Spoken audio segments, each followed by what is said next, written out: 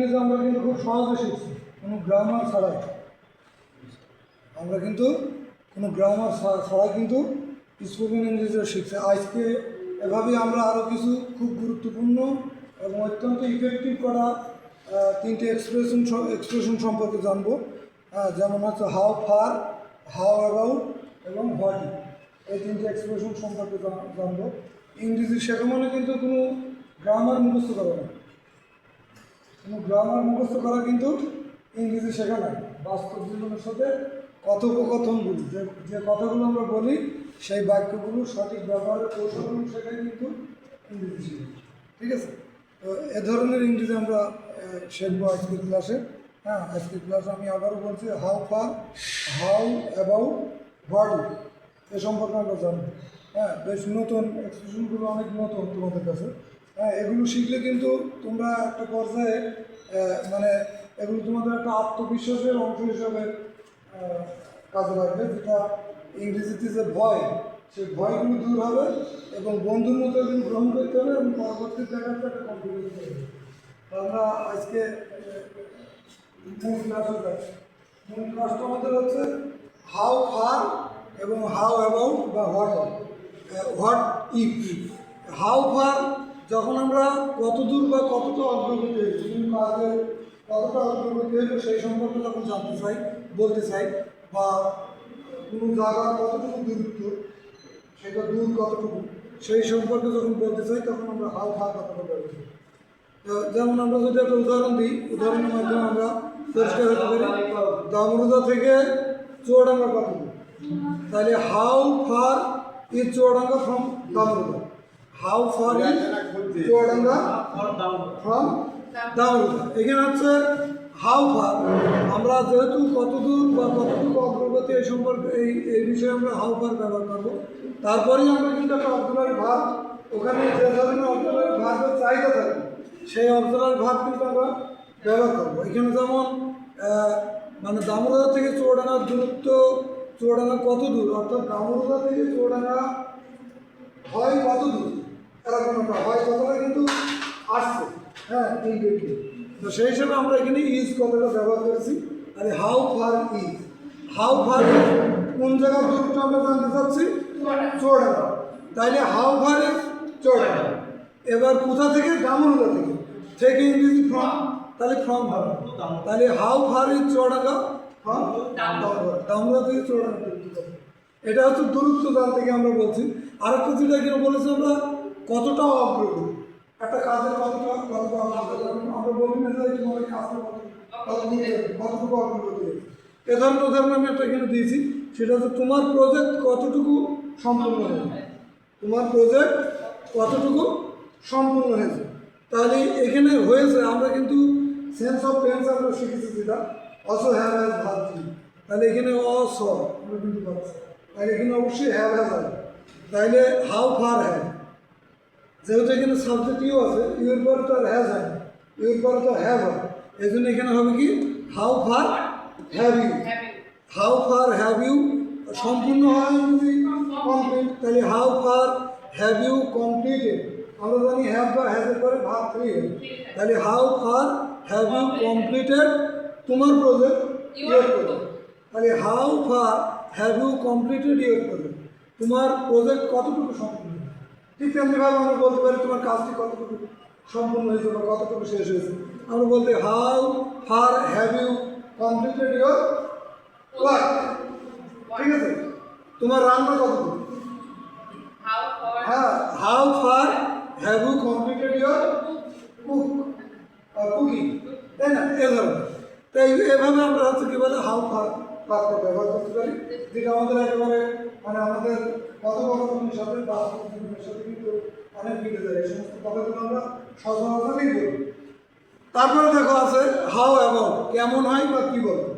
আমরা কিন্তু বলি কী বলো, কেমন বলি, কেমন কারণ বলা কিন্তু বলবো। এখানে যেমন আমরা একটা উদাহরণ দিয়েছি, ইংরেজি শিখি, ইংরেজি শেখা যায় কী বলো, আর বলি না আমরা সেখানে। তাহলে আমরা এখানে ইংরেজি শিখলে কেমন হয়, তাহলে আমরা এখানে হাউ অ্যাবাউট কথাটা ব্যবহার করেছি, হাউ অ্যাবাউট। এবার শিখলে যেটার সাথে ল থাকে সেইটা সেই ভার্বের সাথে আইন চলবে। তাই শেখা ইংরেজি লার্ন, তাহলে এখানে আমাদের কি হয়েছে লার্নিং। তাহলে হাউ অ্যাবাউট লার্নিং কি শিক্ষার কথা বলতো ইংলিশ। তাহলে how about learning English. English শিখে কেমন শিক্ষা সম্পর্কে গেলে কেমন how about going to study to. How about going to study to. হ্যাঁ এক কাপ চা খেলে কেমন how about drinking a cup of tea. অথবা how about taking a cup of tea. এক কাপ চা খেলে কেমন হয়। তারপরে আমরা হোয়াট ইফ। হোয়াট ইফ কথাটা ব্যবহার হয় কখন। হোয়াট ইফ কথাটা ব্যবহার হয় কি হবে যদি এমন হয়। যদি বৃষ্টি হয় তাহলে কি হবে। আজকে আমরা যদি বৃষ্টি হয় তাহলে কি হবে। যদি সে না আসে তাহলে কি হবে। আমি যদি না যাই তাহলে কি হবে। এই ধরনের ক্ষেত্রে এই এক্সপ্রেশনগুলো ব্যবহার করার সময় আমরা বলার সময় আমরা ইংরেজি বলবো কীভাবে হোয়াট ইফ। হোয়াট ইফ ব্যবহার করি আমরা হোয়াট ইফ ব্যবহার করার পরে তারপরে যে টেন্সের যে সেন্স পাবো সেটা দিয়ে ইংরেজি। এখানে যেমন আমরা একটা উদাহরণ দিয়েছি, উদাহরণের মাধ্যমে আমরা বিষয়টি পরিষ্কার হতে পারবো কী হবে যদি সে না আসে। তাহলে what if he does not come. What if he does not come. যদি সে না আসে তাহলে কী হবে। অর্থাৎ যদি সে না আসে তাহলে সে কী। অর্থাৎ ঘটনাটা যদি এমন ঘটে যদি সে না আসে তাহলে কী হবে। কিংবা যদি এমন হয় যে সে আসবে তাহলে কী হবে। তখন আমাদের ব্যবহার করতে হবে কি what if he does not come. যদি সে না আসে তাহলে কী হবে। এমন হতে পারে যদি সে না আসতো তাহলে কী হবে। যদি সে না আসতো তাহলে কী হতো। তাহলে what if he did not come. What if he did not come. যদি সে কলেজে না যেত তাহলে কী হতো। তাহলে what if he did not go to college. যদি সে কলেজে না যেত তাহলে কী। কারণ যদি কোনো কিছু ঘটে তখন কী হবে বা যদি এমন হয় তখন কী হবে বা কী হবে যদি। এমন ক্ষেত্রে আমরা ব্যবহার করবো কি এগুলো কিন্তু খুব গুরুত্বপূর্ণ।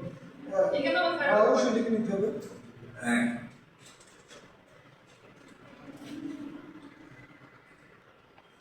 তাইলে এখন আমরা কিছু বাক্য লিখে সেগুলো কথা বলি। আমি আবারও বলি যে ইংরেজি শেখা মানে ইংরেজি গ্রামার মুখস্থ করা। বাস্তব জীবনের কথোপকথনে সঠিক কিছু বাক্য ব্যবহার করতে শেখাটাই কিন্তু ইংরেজি। বাস্তব জীবনের কথোপকথনে ইংরেজি সঠিক বাক্য ব্যবহার করতে শেখাটাই ইংরেজি। ইংরেজি শেখা মানে গ্রামার মুখস্থ। তাহলে আমরা কিছু টেস্ট নিই যে গুরুত্বপূর্ণ এক্সপ্রেশনগুলো আমরা ইতিমধ্যে শিখলাম। তার উপর কিছু অনুশীলন নিই। 1 নম্বরে লিখতে হবে তোমার বাসা থেকে স্কুল কত দূর। তোমার বাসা থেকে স্কুল কত দূর।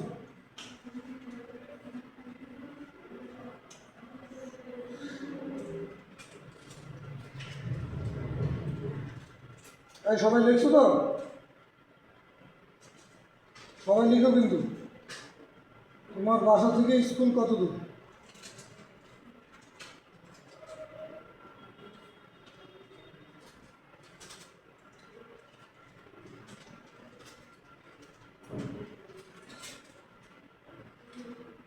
স্যার 2 নম্বর হাঁটতে গেলে কেমন হয়।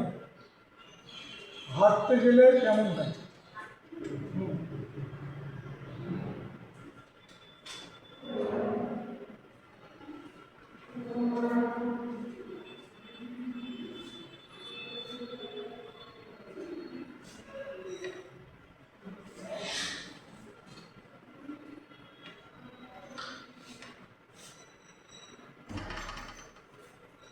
স্যার 3 নম্বর কেনাকাটা করতে গেলে কেমন হয়।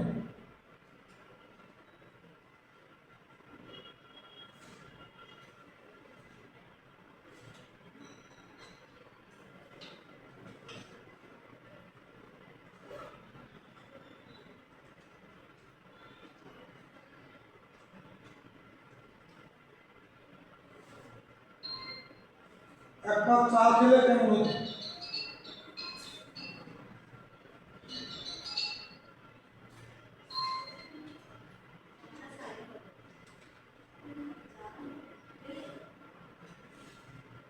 আছে? কটা হলো? 5 নম্বর। আগামীকাল যদি বৃষ্টি হয় তাহলে আগামীকাল যদি বৃষ্টি হয় তাহলে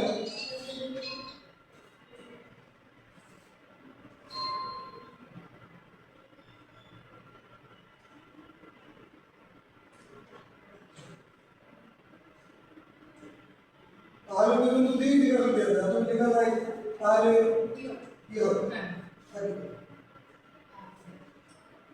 তারপরে তুমি যদি পরীক্ষায় পাস না করো তাহলে কি হবে? এগুলো তো বাস্তবতার সাথে তুমি মিলবে। এটা জাস্ট আমাদের আমরা শিখছি স্কোপ।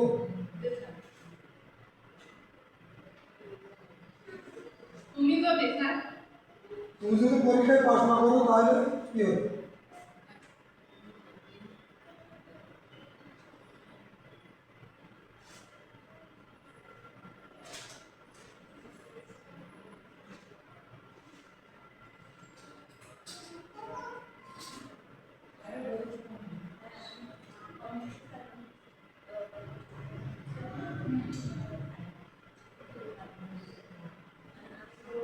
তোমার সিলেবাস কতটুকু সম্পূর্ণ হয়েছে?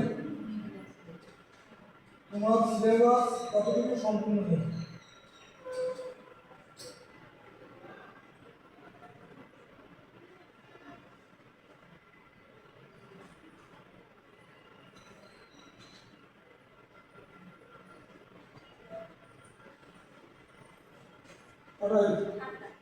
সব আইটেম কি দিয়েছে? তিনটা কি দিয়েছে? আচ্ছা 8 নম্বর লেখো।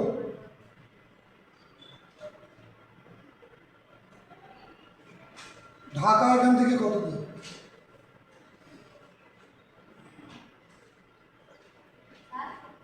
ঢাকা এখান থেকে কত দূর?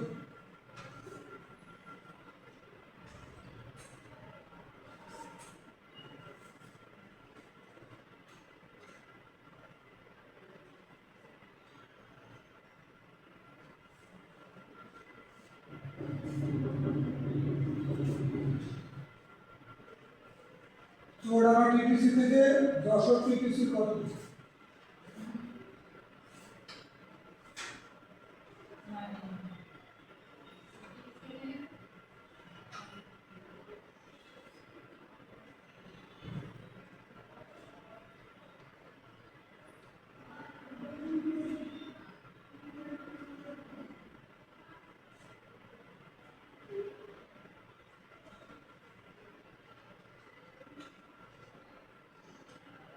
নদীতে সাঁতার কাটতে গেলে কেমন হয়?